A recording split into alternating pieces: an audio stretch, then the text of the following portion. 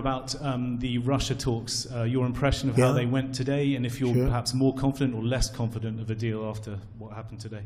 Well, much more confident. They were very good. Russia wants to do something. They want to stop the savage barbarianism. I mean, what's going on over there? It's soldiers are being killed by the thousands on a weekly basis. It's ridiculous. And they're not American soldiers. They're Russian soldiers and they're Ukrainian soldiers largely, although a lot of Koreans have been killed, as you know. Quite a bit of them have been killed. They came over to fight, and a large portion have been wiped out. But we want to end it. It's a senseless war. It should have never happened. Would have never happened if I was president.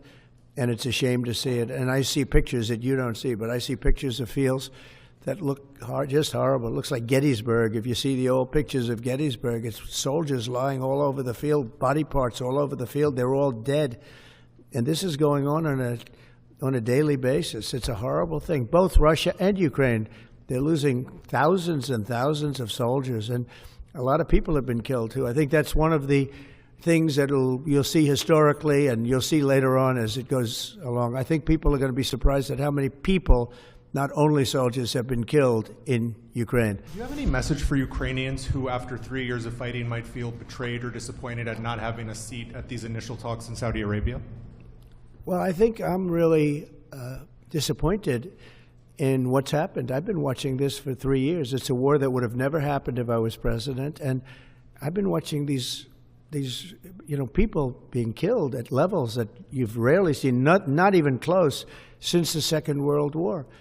And I'm very disappointed. I hear that, they're upset about not having a seat. Well, they've had a seat for 3 years and a long time before that. This could have been settled very easily. Just a half-baked negotiator could have settled this years ago without the loss of much land, very little land, without the loss of any lives, and without the loss of cities that are just laying on their sides. You have those magnificent golden domes that are shattered, will never be replaced. You can't replace them.